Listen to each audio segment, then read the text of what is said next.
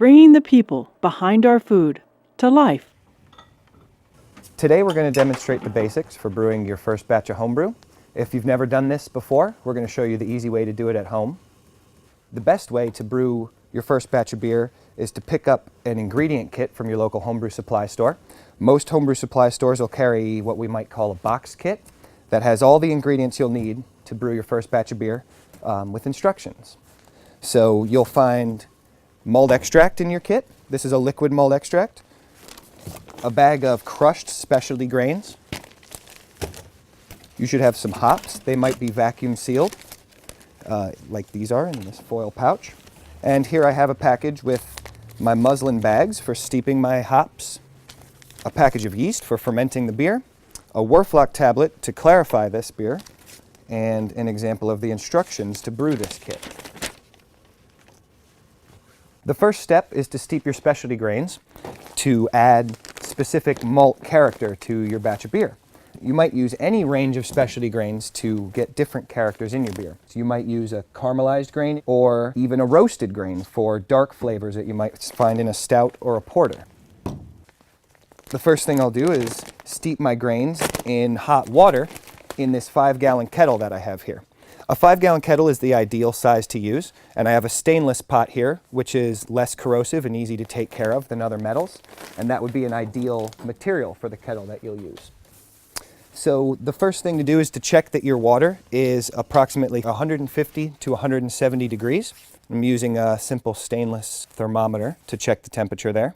I've placed the crushed specialty grains into this muslin bag and tied a knot into the top of the bag to hold them in.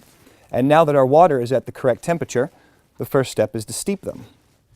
If you have a flame on your pot, you'll want to turn it off at this point so that your specialty grains, when they sink to the bottom of the pot, won't scorch against that flame and that heat. So you'll want to stir the grains periodically, and you'll see in just a few moments how much color and flavors steep out of those grains. Once you've steeped your grains for approximately 30 minutes, you'll want to remove them from the water, place them in a strainer or colander, and rinse the extra flavors and sugars and color from those grains with a small amount of hot water.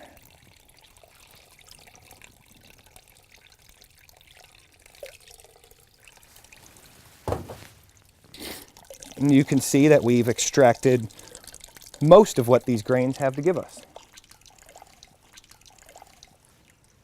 Once you've rinsed your grains, you won't need them in your beer anymore, but you can use them to compost, or they have many baking uses.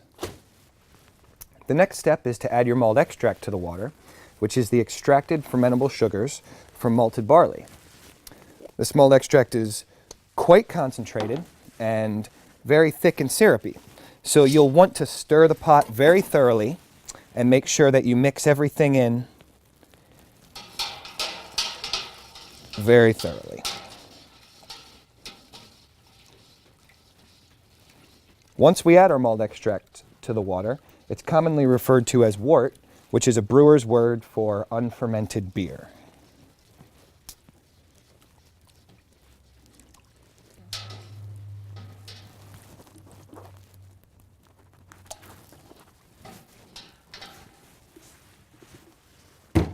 It's important to get all the malt extract out of the jar and into your wort.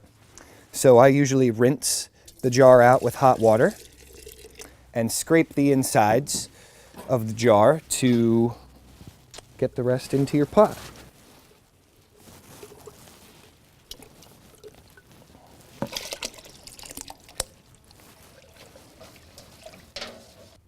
Once you've mixed your malt extract thoroughly into your wort, the next step is to bring everything to a boil.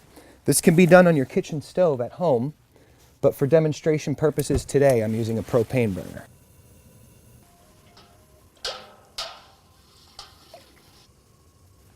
When your wort is approaching a boil, it's important to watch the pot and nurse the boil to a calm, comfortable rolling boil carefully without allowing it to surge up and boil over just like a pot of spaghetti. You might want to control the heat or your flame just to make sure that we don't boil over and make a big sticky mess all over your stove or burner. Once you've reached a calm, comfortable boil, it's time to start your bittering addition. You'll want to take your hops out of their bag and place them into your muslin bag.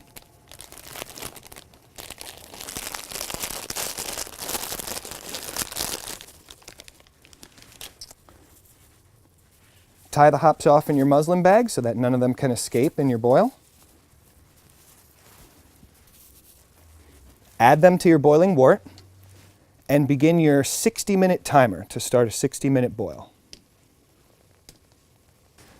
As you're boiling your bittering addition, you'll be extracting the bitterness from those hops to counter the sweetness of the malt in your wort. Your recipe may call for a flavoring or an aroma addition of hops in the last 15 minutes of your boil. So you'll want to add those hops as per the recipe. And we have a 15-minute addition to the pot here.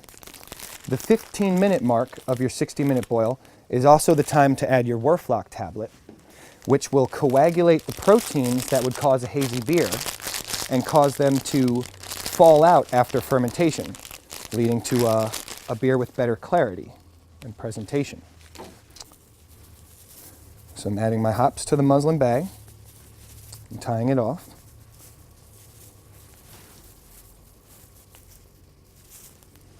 And steeping them in the pot. And I also make my Werflock addition at this moment. At the end of your 60-minute boil, you'll want to chill the wort down to a temperature that won't harm your yeast as quickly as possible. At home, you could submerge your pot in an ice bath in your sink to help cool it down. Today, I'll be using this wort chiller as a heat exchanger to course cold water through the coil and remove the heat through the water that's leaving it. I'm going to place the wort chiller into the wort for the last 10 minutes of the boil in order to allow the boil to sanitize this wort chiller, because it's important that there's no bacteria left in the wort that could cause off flavors in our beer. Once your boil is finished, it's important to properly sanitize any equipment that might come in contact with your beer or wort. These sanitizers are readily available at any local homebrew supply store, and most of them are no-rinse sanitizers, which means you can merely soak or wash any of your equipment for a few moments in the sanitizer, allow it to drip dry, and you can put it into your wort or beer with no risk of contamination. So I'm going to sanitize my carboy by splashing my sanitizer around and pour it back out. A lot of these sanitizers create foam, which is perfectly food grade and safe, and you don't need to concern yourself with getting all of the foam out of your equipment, but you merely need to make sure that everything that'll come in contact with your beer has been rinsed appropriately with the sanitizer.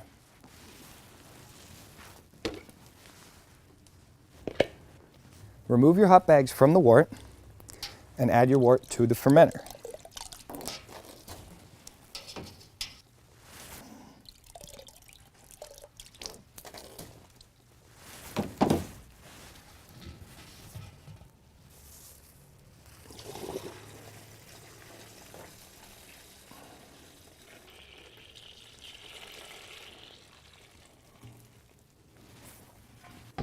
Top the wort up to 5 gallons with cold water. It's important to use a larger fermenter than the batch size that you're fermenting, because as the wort ferments, it foams up a lot like what you can see here. I have a 6-gallon fermenter here with 5 gallons of wort in it and lots of room for foam during the fermentation. Once your wort is topped up to 5 gallons and about room temperature, it's time to add the yeast. The simplest yeast to use is a packet of freeze-dried ale yeast, because it can be torn open and poured directly into the wort to begin fermentation. So you'll want to sprinkle all of the yeast into your wort, and there's no stirring necessary. The yeast rehydrate themselves and begin to ferment your wort on their own. After you've added the yeast, attach the airlock with a rubber stopper to your carboy, which will allow the gas from fermentation out of the fermenter, but stop airborne bacteria from getting in. Here we have our fermenting beer, and you can see there's a lot of foam coming up from the CO2 being produced, and that CO2 is escaping through the airlock. And this process will take a bare minimum of 2 weeks before you move on to bottling your beer. Here we have a fermented batch of beer that's ready for bottling. In order to siphon this beer into my bottling bucket, I need to raise it up to a level higher than the level that I'm going to be working from. Prepare a corn sugar solution by mixing 3 or 4 ounces of corn sugar with 1 or 2 cups of water and boil it until the solution is clear again. Add that solution to the bottom of your bottling bucket and siphon your beer into the bottling bucket on top of the sugar solution to mix it thoroughly. In order to siphon this batch of beer, I'm going to use my auto siphon here, which is readily available at any homebrew store. And after sanitizing the auto siphon, place the end of the tube in your bottling bucket, place the siphon into the batch of beer, and simply pump the auto siphon to prime the line and get your siphon started.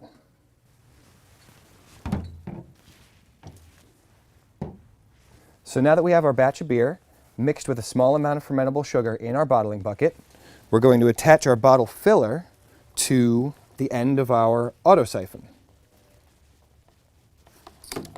Place the auto siphon into your batch of beer. Place one end of the bottle filler into the bottles and start your siphon. When you press the bottle filler down into the bottom of the bottle, it'll fill from the bottom without splashing, because at this point, once you have fermented beer, introducing oxygen and splashing it into your beer will stale the beer and decrease the shelf life. So we want to siphon it carefully into our bottles without splashing. When your bottle is full, right to the brim, we're almost there. Pull the bottle filler out of the bottle, and that'll stop the flow. You can place that in your sanitizer if you'd like. Take a sanitized cap, an uncrimped sanitized cap from your homebrew supply store, place it on top of your bottle, and use your capper to crimp the cap down onto the bottle. And you have a bottled beer.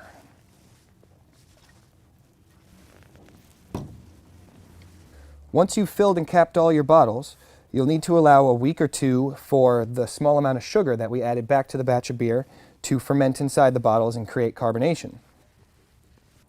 None of these processes are entirely hard. I find the process to be fun and simple.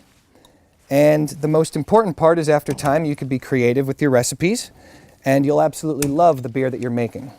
Eventually you'll find that you can make beer exactly like you'd like it to taste. Beer that fits your own personal tastes, beer that impresses your friends, and beer like nothing you've ever tasted before.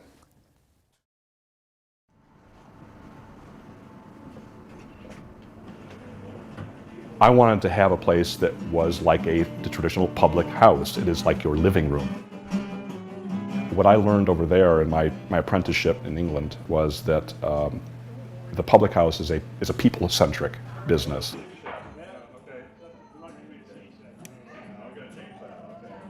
guys get a chance to go upstairs? No, we haven't yet, because of the damage.